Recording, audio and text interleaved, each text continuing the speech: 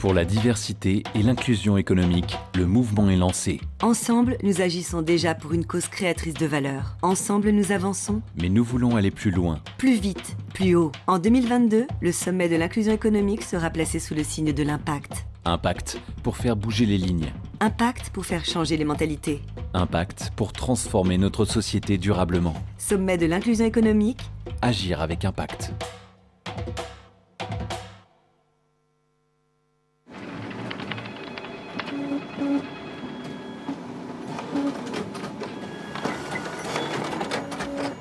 C'est quand même dommage d'embaucher toujours les mêmes profils quand on sait que l'inclusion est source de performance.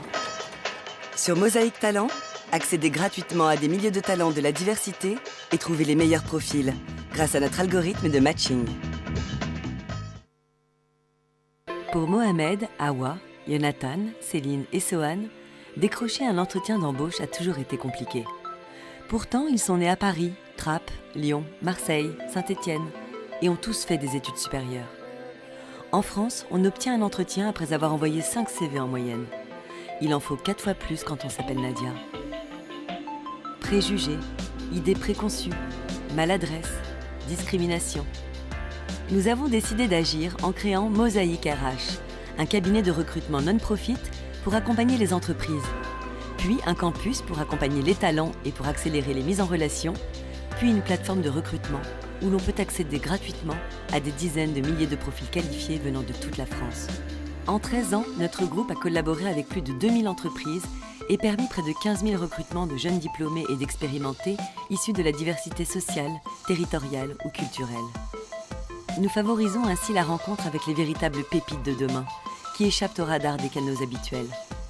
Nos actions génèrent un impact économique positif pour la collectivité en évitant des coûts estimés à plus de 10 000 € par talent sans emploi. Pour aller plus loin, pour provoquer un changement social à grande échelle, nous avons créé la Fondation Mosaïque, qui englobe l'ensemble de nos activités. La Fondation multiplie les programmes de rencontres développés au cœur des territoires, permettant de déconstruire les imaginaires discriminants et de faciliter l'action. Elle diffuse ensuite ses idées et les bonnes pratiques auprès d'autres organisations sur d'autres territoires et contribue ainsi à la mise en œuvre en France d'une politique de l'inclusion économique dynamique, efficace et performante, où chacun peut devenir un acteur du changement.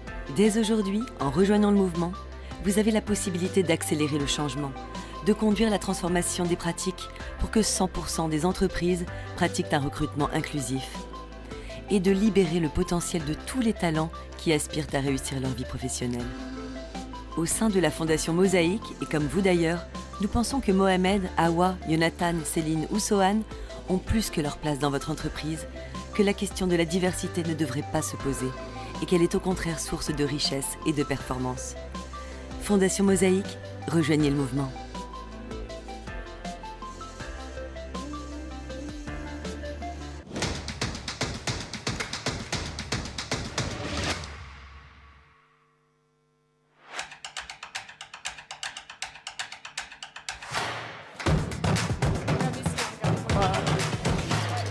Ok. Enfin, je pense que c'est à l'État de mettre peut-être des aides financières parce que c'est pas facile de faire ça tout seul. Des formations, en leur faisant découvrir un peu plus le monde du travail aussi, parce que la plupart ils connaissent pas du tout en fait. Mettre en place aussi pas mal de salons, je pense. Je pense qu'aujourd'hui il y a des associations un dossier personnel qui accompagnent ces jeunes à l'insertion, à trouver effectivement du travail. On évolue, mais je pense qu'on n'est pas encore prêt et que c'est aussi un sujet pour moi très politique qu'il faut accompagner davantage. Et vous, l'inclusion économique, vous en pensez quoi ? Nous comptons sur vous. Chaque avis et chaque idée compte. Et vous, l'inclusion économique, vous en pensez quoi ? Nous comptons sur vous. Chaque avis et chaque idée compte. Connectez-vous jusqu'au 29 novembre inclus sur parlons-égalitédeschances.fr.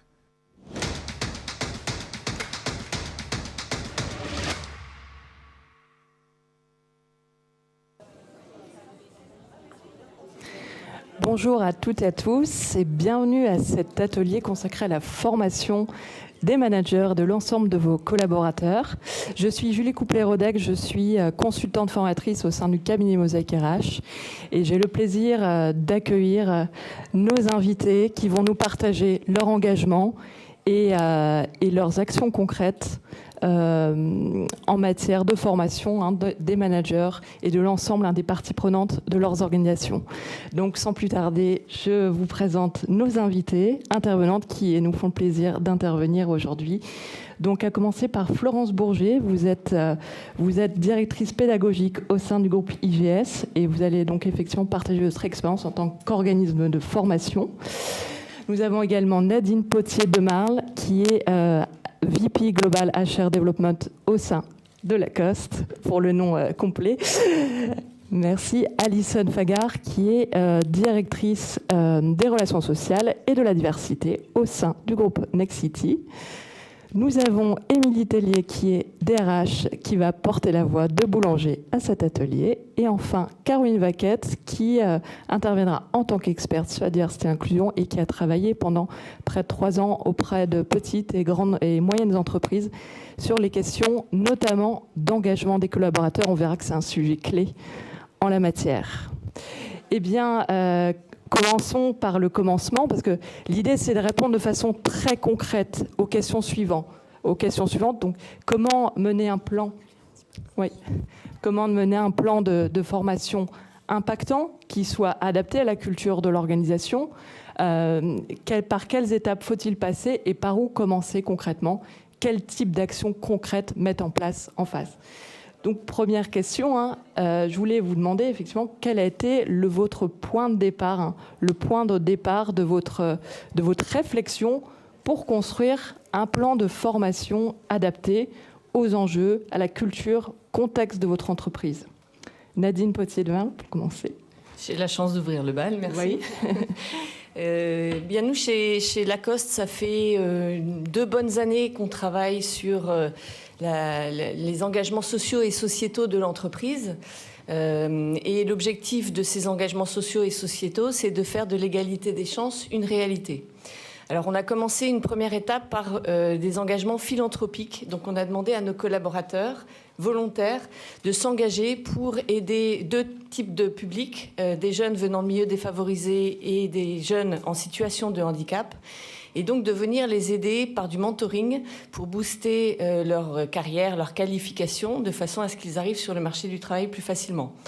On a piloté un certain nombre d'actions sur l'année 2021 qui nous ont permis, donc au travers d'actions de mentoring, donc on mentore des jeunes adolescents, on mentore des jeunes qui ont déjà choisi leur orientation professionnelle et on les accompagne par des formations, soit dans le retail, soit dans les métiers de la confection, et on mentore également des jeunes qui veulent se lancer dans l'entrepreneuriat.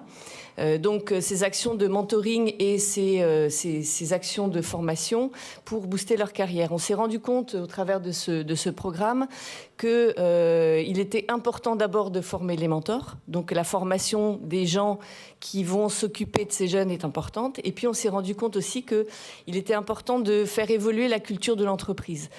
Parce que quand vous demandez aux gens chez Lacoste s'ils sont inclusifs, ils disent oui, bien sûr, moi je suis inclusif. Sauf que en fait, chacun a des biais et c'est normal.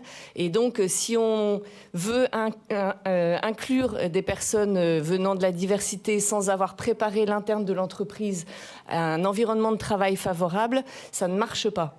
Donc fort de cela, l'année suivante, donc à partir du début de cette année, on a travaillé sur notre stratégie de diversité, équité, inclusion pour là aller attirer, embaucher, recruter, inclure et faire se développer des jeunes venant de milieux défavorisés en situation de handicap, mais aussi de permettre aux femmes de monter dans tous les niveaux de l'entreprise. Et donc, par cette expérience de philanthropie, on s'est dit il faut qu'on commence aussi par former les gens dans l'entreprise. Et donc, on a formé et formé de haut en bas.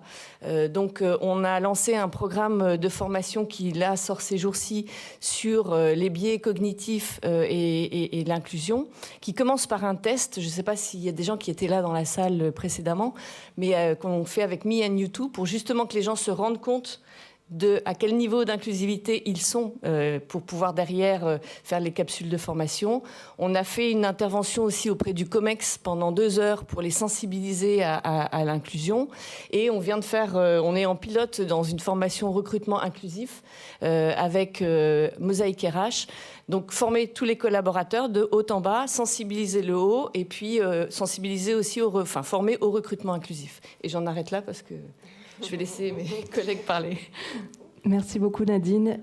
Alison, qu'en est-il de Nexity ? Alors nous chez Nexity, en fait, notre réflexion elle a débuté fin 2017 sur la diversité en général.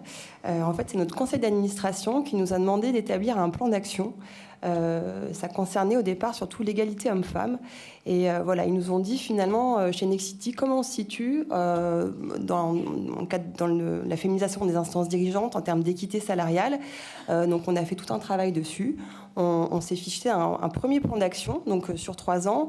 Et vraiment, on avait à cœur, au-delà d'engagement et de principe, vraiment de se fixer des objectifs concrets et également des objectifs chiffrés.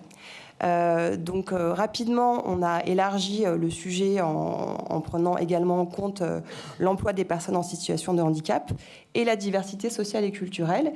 Et désormais, en fait, tous les 3 ans, on propose un plan donc à notre conseil, qui est validé également par notre direction générale, où on met en avant des actions concrètes et terrain et des objectifs chiffrés. Donc, alors, nos actions, on a notamment un réseau égalité, qui est composé d'une centaine de collaborateurs et collaboratrices du groupe Nexity, et avec qui, en fait, il y a des collaborateurs du terrain, donc c'est pas qu'un sujet RH, c'est important de le dire, donc avec qui on échange sur ce qu'on peut mettre en place pour favoriser l'égalité au sein de Nexity. On a également un comité inclusion qui est composé de membres, de collaborateurs partout en France, du terrain également, qui sont nos relais, en fait, sur nos actions. On a mis en place une charte inclusion dont je vous parlerai un peu plus tard, qui a été portée par notre comité exécutif.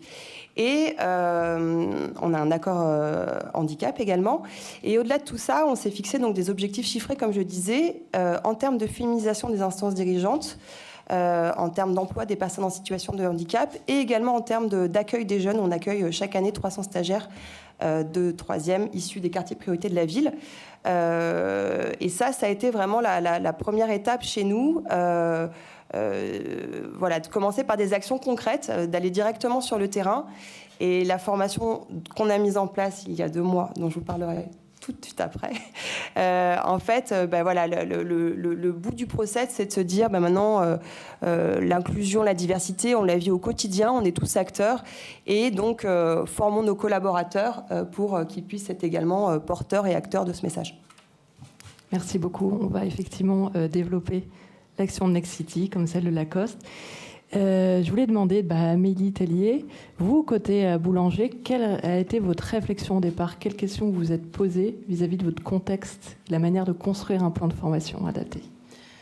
Bonjour à tous. Alors, dès le départ, je voudrais la saluer parce qu'elle n'est pas là, c'est Hélène Véril qui devait intervenir, qui est notre leader diversité et inclusion au sein de Boulanger.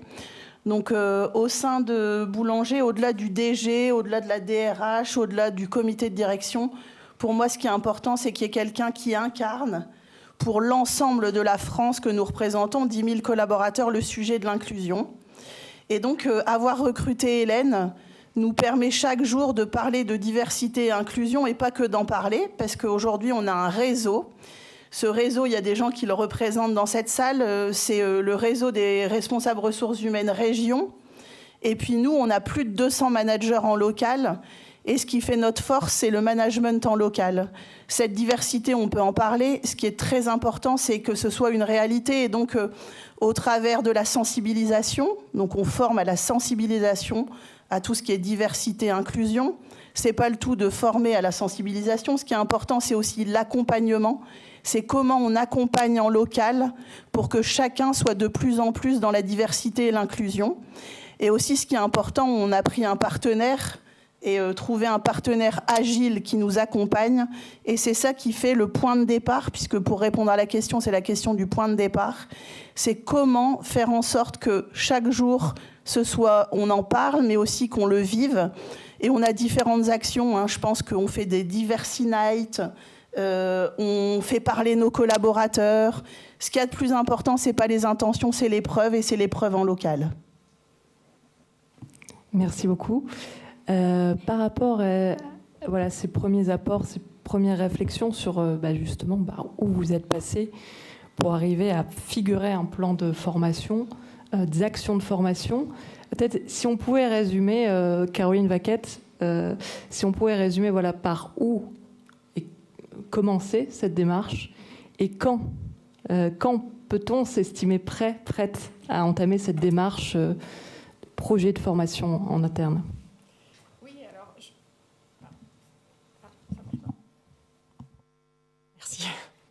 En fait, tu peux prendre le mien. Non, c'est gentil. En fait, c'est vrai que le plan de formation, il ne faut pas le faire trop tôt.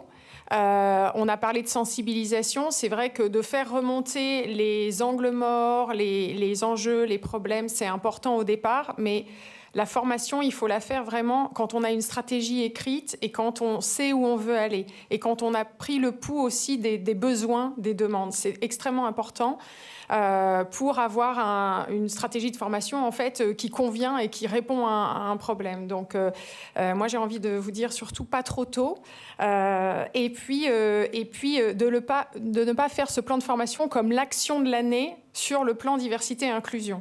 Il faut aller au-delà, il y a plein d'autres choses à faire et souvent, ça peut se résumer à uniquement de la formation et voilà, il faut aller au-delà et les intervenants qui sont là aujourd'hui vont aussi au-delà et sont un exemple concret que la formation, c'est une partie du plan d'action. Donc voilà, pour répondre à la question du quand, c'est effectivement pas trop tôt et quand on a une stratégie déjà claire. Merci beaucoup, Caroline. Florence, vous souhaitez rebondir? Oui, alors déjà, tout à fait d'accord avec ce qui vient d'être dit.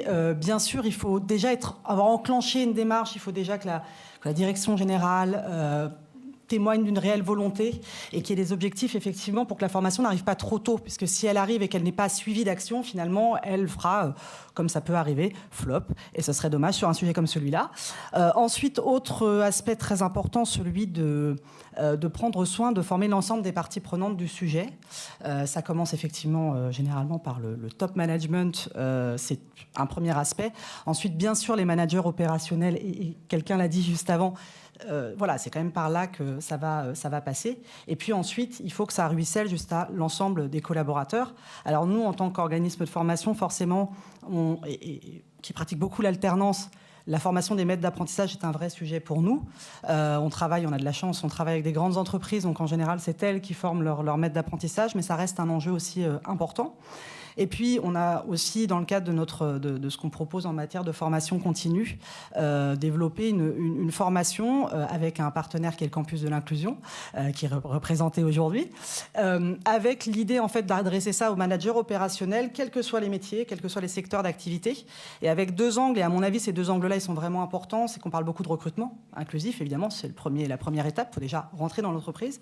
Mais le deuxième, voire troisième sujet, c'est celui de l'intégration, et là on parle plutôt de l'onboarding dans l'entreprise, qui est aussi une période cruciale par rapport à ces questions-là.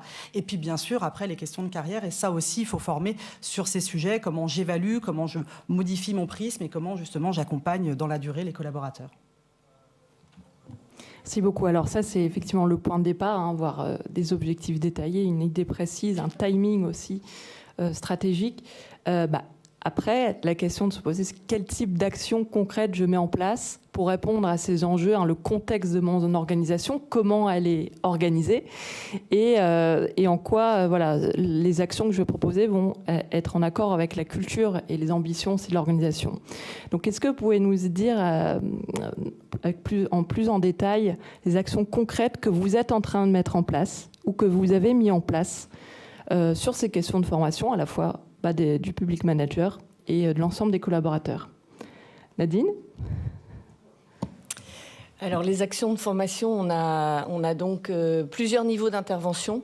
Un premier niveau d'intervention qui a été, quand on a fait notre expérience sur les engagements philanthropiques de nos collaborateurs, on a formé les mentors à pouvoir justement mentorer ces publics un peu différents, accueillir la différence et savoir la manager. Ces mentors, d'ailleurs, aujourd'hui nous servent beaucoup parce que c'est un petit peu les ambassadeurs de la diversité à l'intérieur de l'entreprise. Et ça, on l'a fait sur tous les pays, hein, puisqu'on est quand même on est sur 12 gros pays et donc on a fait worldwide. Ensuite, la deuxième étape, donc effectivement, après cette notion de sensibilisation, de communication, il faut que les gens soient prêts à être formés, mais on a commencé en parallèle sur, là, on vient de lancer la formation au biais cognitif, et donc à la différence, pour que les collaborateurs comprennent qu'eux-mêmes, sans le vouloir, ils discriminent, ils ont des biais, et c'est normal, et tout le monde en a. Et comment est-ce qu'on peut traiter ces biais, et comment est-ce qu'on peut y remédier? Et puis, pour les managers qui recrutent, et toute la communauté RH, c'est aussi former au recrutement inclusif, pour pouvoir justement, quand on recrute, avoir un champ des possibles beaucoup plus large et pas à nouveau discriminer. Et en parallèle, on a fait très important, vous en parliez, sensibilisation du COMEX. On a passé 2 heures avec eux à l'aide de 3 de nos gros partenaires pour leur expliquer ce qu'était la diversité, comment on intégrait la diversité, pourquoi c'était important. Donc je pense que il y a plusieurs niveaux auxquels il faut intervenir. Effectivement, et avec des actions, des types d'actions qui diffèrent selon l'enjeu, le nombre à former aussi, la situation des collaborateurs. Vous avez effectivement un modèle, à la fois, vous avez proposé des modèles asynchrones, synchrones, du e-learning et des modules en présentiel, tous à distance. Oui, et effectivement, on fait sur les biais inclusifs, qui est vraiment le basique du basique. Hein. On a commencé par ce test parce qu'il est important que les gens se disent oui, il faut que j'aille faire la formation parce que je me rends compte que j'ai besoin d'être un peu plus inclusif. Et donc là, on est sur des capsules e-learning. En parallèle, le recrutement inclusif, on le fait plutôt là en présentiel et un peu plus poussé. Parce que c'est aussi un acte important. Par contre, quand on va cascader le recrutement inclusif sur tous les managers, puisque tous les managers recrutent chez nous, on trouvera une solution un peu différente. Mais je pense qu'en fonction des publics et en fonction des enjeux qu'on a, il faut pouvoir varier à la fois les modes de formation, la pédagogie et puis le temps qu'on y passe.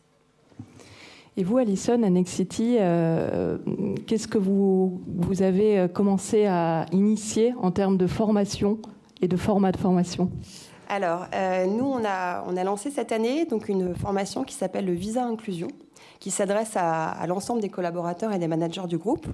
En fait, c'est une déclinaison du passeport RSE qu'on avait mis en place l'année dernière, qui s'adressait également à tous les collaborateurs. Et là, on a voulu plus faire un focus en fait sur le volet, on va dire, humain de la RSE. Et donc, de proposer cette formation. Alors, on a souhaité que, cette formation, on l'a créée, en fait, on l'a mis en place avec la Cité, qui est notre service de formation.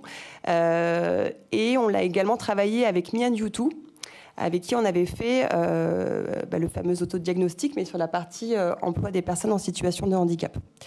Et donc, on a voulu vraiment faire quelque chose d'un peu sur mesure pour Nexity, qui réponde et à notre culture d'entreprise et à nos problématiques, afin que elle parle à tout le monde et que chacun puisse se l'approprier.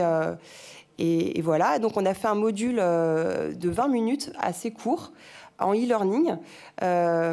L'idée, c'était une accessibilité de la formation et que les personnes puissent la faire au moment où ça leur convient le mieux. On a choisi également de faire des différents formats. On a des vidéos, on a des mises en situation, on a également des auto-évaluations pour alterner un peu les formats d'apprentissage. Cette formation, on l'a voulu donc accessible avec des contenus assez simples et assez concrets. Il y a une première partie qui porte en fait sur tout simplement la définition de l'inclusion, la différence avec la diversité, la non-discrimination. On n'est pas sur les mêmes notions et c'est important que chacun sache de quoi on parle. On a une deuxième partie là aussi sur les stéréotypes et les biens conscients. Et vraiment, toujours de manière très pragmatique, on s'est dit, voilà, c'est quoi le fonctionnement des stéréotypes, des biens conscients qu'on a tous, et quelles solutions mettre en place au quotidien, un, pour en avoir conscience, et deux, pour pouvoir éventuellement, pas les gommer, mais en tout cas savoir que là, on a peut-être un bien conscient et que c'est important de le savoir. Et on a une dernière partie qui nous semblait importante, c'était comment être un acteur de l'inclusion, un collaborateur inclusif chez Nexity. Voilà, on a souhaité également que ça soit une formation utile pour nos collaborateurs.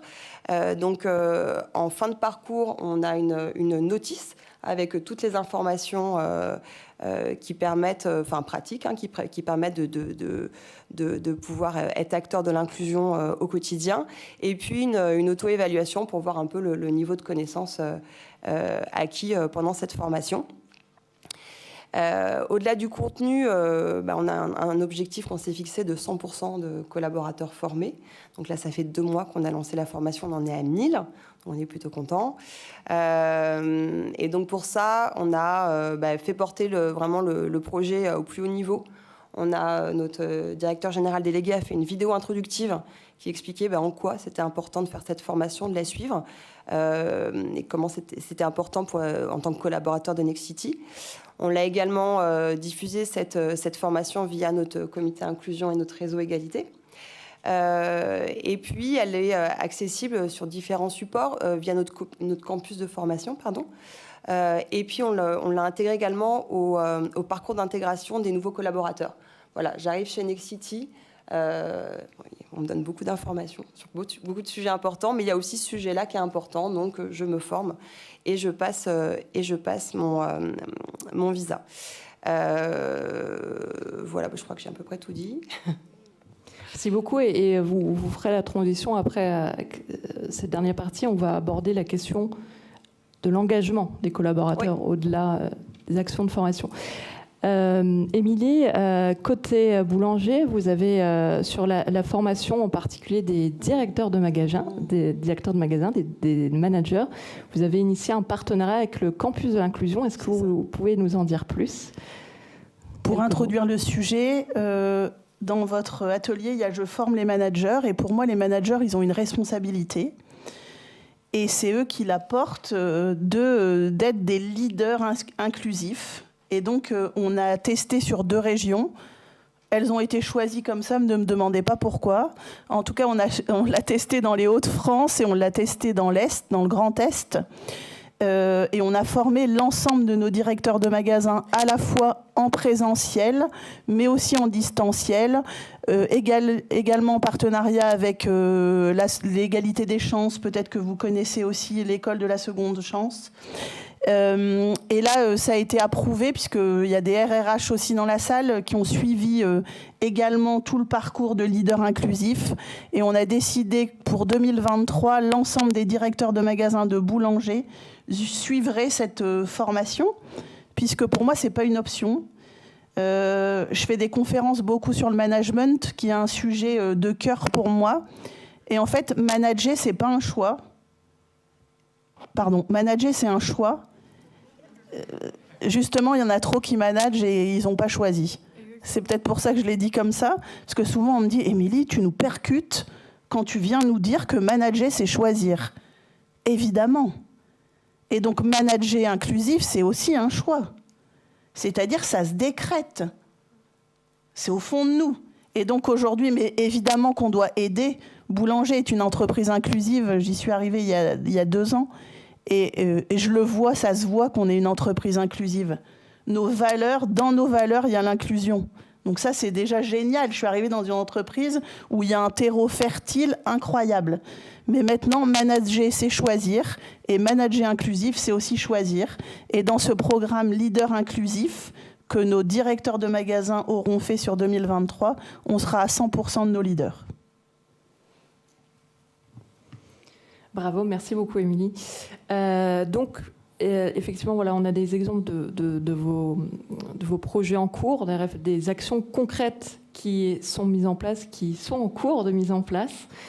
Au-delà, effectivement, de ce temps de formation, vous le savez, effectivement, il y a une réflexion globale à avoir sur la stratégie de sensibilisation au quotidien. Là, on touche à la question de l'engagement des collaborateurs. Alison, vous avez commencé à l'évoquer avec la mise en place de sensibilisation pour les collaborateurs arrivants aussi, la charte que vous avez mise en place.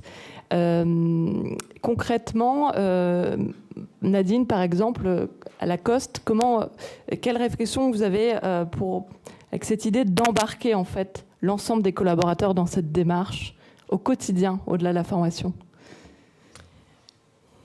Alors en fait, chez Lacoste, je rebondis sur ce que vous disiez de Boulanger. Dans nos valeurs d'entreprise, on a 4 valeurs: play as one team, play with elegance, play by daring et play with tenacity. Les 2 premières sont vraiment des valeurs qui portent l'inclusion. Donc c'est le point de départ, c'est dans l'ADN de l'entreprise. Ensuite, on a aussi la chance d'avoir des collaborateurs qui sont très enthousiastes quand il s'agit de faire appel à eux pour le mentorat, par exemple. Quand on a fait un appel au mentorat, on a eu énormément de candidats. Donc le terrain est très favorable et très fertile. Moi, je rencontre très souvent des personnes qui me disent « Oui, c'est super ce que vous faites parce que ça donne du sens à mon travail. J'ai vraiment envie de m'investir. » Et il y a des investissements très forts puisqu'en fait, ces 2 stratégies, autant la stratégie philanthropique d'engagement social, sociétal qu'on appelle l'Elevating Journey, autant la stratégie employeur, la stratégie DE&I, on l'a construite, pas nous dans notre coin, mais on l'a construite avec nos collaborateurs. Et pour chacun des streams, on a des collaborateurs qui sont project lead ou qui font partie de la core team en plus de leur travail. Donc il y a déjà une sensibilité de départ très forte sur ces sujets-là. Ensuite, je pense que, comme on le disait tout à l'heure, il y a une préparation qui est importante, c'est de pouvoir communiquer sur ce qu'on veut faire, comment on veut le faire, d'avoir des stratégies très claires, très précises. Mais c'est aussi, puisqu'on est une entreprise internationale, bien sûr qu'il y a des éléments qui sont globaux dans la stratégie, mais c'est aussi donner la main au local pour qu'il puisse agir et qu'il puisse prendre des initiatives. On avait une plénière tout à l'heure où le DRH de Nestlé disait les actions viennent aussi du terrain, il faut les encourager parce que c'est ce qui vient enrichir l'ensemble des actions qu'on pourra faire au global. Donc cette notion d'engagement, c'est à la fois d'avoir des gens qui sont déjà très naturellement engagés, d'avoir une stratégie très claire pour bien savoir ce sur quoi on veut agir et comment on veut le faire, global, mais aussi de laisser la main au local, de prendre des initiatives et de nous remonter leurs initiatives pour venir enrichir le global. Ça passe par de la communication. La communication, c'est expliquer ce qu'on va faire, mais c'est aussi expliquer ce qui est fait, reconnaître et célébrer ce qui est fait. La notion de reconnaissance des actions qui sont menées, elle est aussi très importante. Et puis il y a la notion de role modeling de la part de toute l'entreprise et particulièrement des leaders de l'entreprise. S'ils ne donnent pas eux l'exemple, forcément, on aura du mal à derrière avoir des collaborateurs qui puissent mettre en œuvre des choses. Donc voilà. Et Émilie, côté boulanger, est-ce que ça vous parle quand on parle d'action de terrain? Est-ce que vous avez senti un premier impact de ces sensibilisations de vos directeurs de magasins notamment? Alors moi déjà, pour moi c'est celui qui fait qui sait. Donc c'est-à-dire que dans ma culture, mais je pense que j'ai été élevée comme ça. Donc tout à l'heure, je faisais partie d'une table ronde où quelqu'un me parlait de l'inclusion des personnes en déficience psychique. Et je lui disais que les initiatives locales, si un collaborateur aujourd'hui avait envie d'accompagner quelqu'un déficient psychique ou rien de mieux que quelqu'un au local qui décide à un moment donné de porter un sujet d'inclusion. Nous, on a été en plénière tout à l'heure où on explique que la langue des signes, c'est venu du Rhône-Alpes, d'un collaborateur en local. Et aujourd'hui, ça a une ampleur nationale puisqu'on a décidé que dans chaque site, dans chaque magasin, on pourrait accueillir des collaborateurs en situation de handicap, dans ce type de handicap, et donc accueillir aussi nos clients. Puisque concrètement, l'impact, il est pour nos collaborateurs et recruter des gens dans ce handicap-là, et donc nos clients. Et je pense encore une fois que le mot qui est prégnant, c'est choix.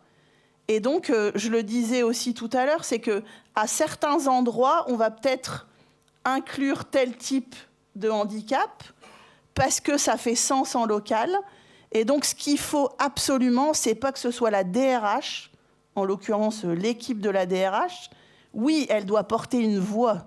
Elle doit porter le fait que notre entreprise est inclusive.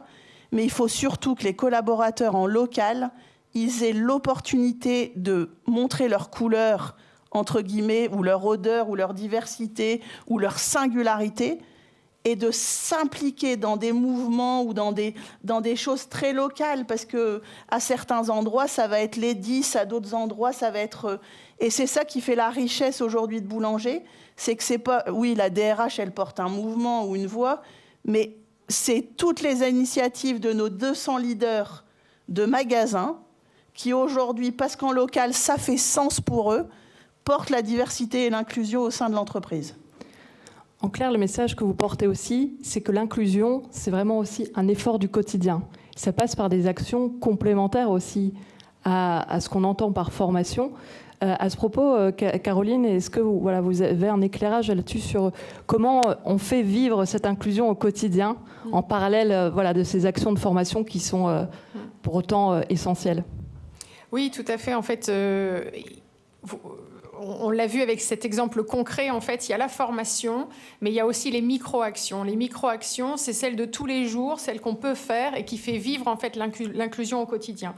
Donc, les micro-actions, c'est complémentaire à la formation et c'est ça qui va porter, en fait, au quotidien des actions d'inclusion. Donc, c'est prendre un café avec quelqu'un qui vient d'arriver, c'est proposer de déjeuner avec une personne qu'on ne connaît pas et se mettre vraiment en action. En fait, il faut faire attention avec ce thème de formation, ce terme, parce que je vais à la formation et puis je reviens. J'ai encore mon quotidien, beaucoup de travail à faire, etc. Donc la question, c'est vraiment et on en a parlé avant, c'est d'engager aussi les collaborateurs. Donc, vous avez une stratégie diversité et inclusion et comment, en fait, par la formation, les employés peuvent se sentir engagés dans l'action. En fait, la formation, ça sert à ça, c'est pour engager dans l'action. Et l'inclusion, comme c'est l'affaire de tous, c'est pas qu'une personne dans l'entreprise, c'est pas que le DG, il est inclusif ou pas inclusif. Non, c'est l'affaire de tous, comme on le disait juste avant. Donc voilà. Et juste pour rebondir, il y a quelque chose qui est aussi très important, je pense. Nous, quand on parle d'un directeur de magasin, il a une équipe. Et il est écouté, le directeur de magasin. Et il a un projet magasin. C'est-à-dire que c'est bien que la DRH, elle ait mis dans son projet une chance pour tous, le même regard pour chacun. C'est très bien, mais c'est loin d'être suffisant. Loin d'être suffisant. Le directeur de magasin en local qui manage 20, 30, 40, 50, il aura beaucoup plus d'impact que moi. Et donc, ça doit être inscrit dans le projet du magasin, dans le projet du service. Et pour nous, ça, c'est très important. Un projet, c'est pas que économique, c'est un projet de 3 valeurs. Et dans les 3 valeurs, il y a l'humain. Et dans l'humain, il y a la diversité. Donc, c'est très important que ce soit inscrit à un moment donné et porté par le directeur de magasin dans un projet collectif, souvent coécrit. Parce que quand c'est coécrit, ça a du sens. Parce que j'ai mis ma pierre à l'édifice, j'ai participé. Donc, c'est par là que ça passera aussi. Eh bien, Florence, est-ce que, pour conclure, vous êtes apporté rebondir, apporter quelques éléments sur justement comment on embarque les collaborateurs, les parties prenantes dans cette dynamique-là, comment on fait en sorte d'avoir ces actions de formation qui vont être impactantes. Ouais. Il y a beaucoup de choses qui ont été dites. Alors, nous, on est un peu particulier parce qu'en tant qu'organisme de formation, on est un levier d'inclusion finalement en tant que tel par nos activités. On a un pôle dédié à ça aussi. Après, on a aussi une conviction, et ça va faire écho à ce que vous évoquez, c'est que, en fait, toutes les personnes qui sortent de formation, peu importe les métiers auxquels ils se préparent, que je me prépare à être commercial, que je me prépare à travailler dans les ressources humaines, mais là c'est un peu cœur de métier pour le coup, ou à faire de la finance, en fait ces notions-là, elles doivent exister dans tous les programmes de formation. C'est-à-dire que c'est pas parce que je me spécialise en RSE que je suis la seule personne qui peut parler de ces sujets de diversité et d'inclusion. Donc ça, c'est une conviction. Et après, ça passe par quoi? Je pense que c'est pas un sujet, et je trouve que les exemples ont été particulièrement parlants par rapport à ça. C'est pas un sujet qui se prête très bien à la formation descendante classique. Bonjour, voilà la loi, les critères, etc. Bon, ok. c'est une base qu'il faut évidemment connaître. C'est incontournable. Pour autant, je pense que ça passe plus par des actions. Et finalement, vous évoquiez beaucoup les biais aussi. Et la meilleure manière de déconstruire les biais, c'est de se confronter à ces biais. Et ça passe par des questionnaires, effectivement, des enquêtes, des testings ou des tests d'association implicites.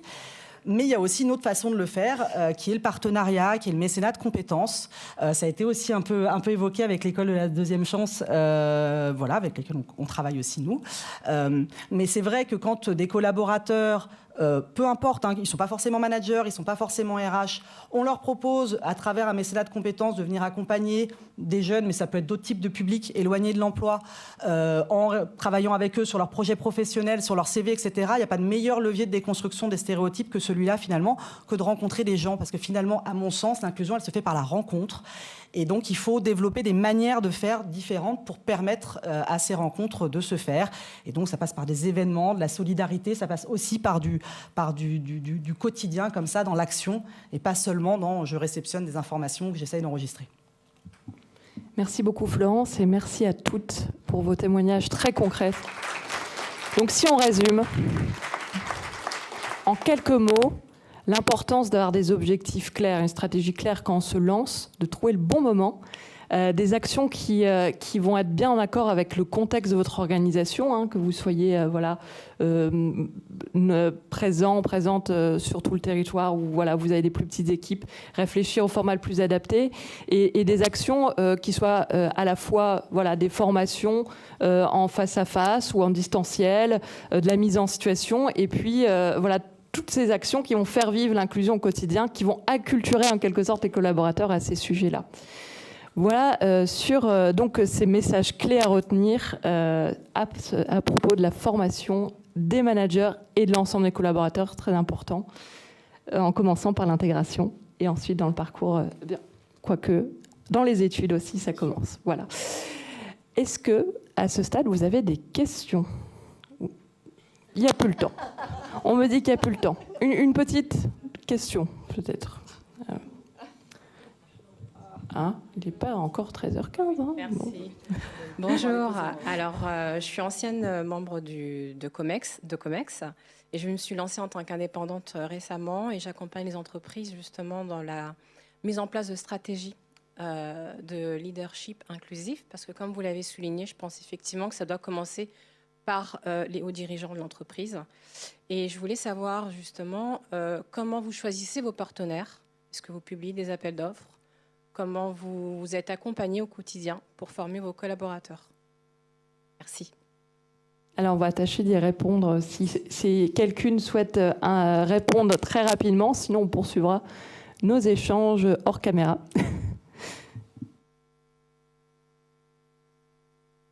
Moi, je veux bien parler. C'est effectivement pas évident parce que nous, on a quand même... Donc, ça fait, je vous ai dit, hein, ça fait 2 ans qu'on commence à travailler sur le sujet. On a bien mis quand même une bonne année pour trouver les bons partenaires dans notre écosystème. Et quand on dit on déploie mondialement ces stratégies, on veut que toute l'entreprise puisse travailler sur l'inclusion, ce qu'on dit à nos pays, c'est la première étape, c'est vraiment d'explorer votre écosystème et de pouvoir rencontrer des associations, des cabinets de recrutement, des job boards, tous les partenaires ou des conseils, des cabinets conseils, rencontrer un maximum de personnes pour pouvoir voir quelles sont celles qui vous paraissent les plus adaptées à la problématique, à la culture d'entreprise et au chemin qu'on veut faire.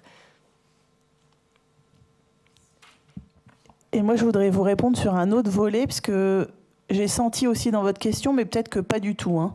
Donc sinon, vous m'arrêtez. C'est comment faire en sorte aussi qu'il y ait des femmes comme vous qui atteignent peut-être le COMEX, ou comment faire en sorte que dans les COMEX, ce soit diversifié, etc., etc. Il y avait un peu de ça dans votre question, et d'être plus inclusif. Moi, je pense que ça démarre à la base. C'est-à-dire qu'aujourd'hui, nous, je suis la seule femme. Sauf que si on avait préparé mieux les femmes, il y en aurait d'autres. Donc en fait, nous, ce qu'on fait, c'est qu'on permet aux femmes d'y croire, puisque par exemple, on a une promotion chance, ça s'appelle, puisque vous connaissez peut-être ce partenaire qui est sur Paris.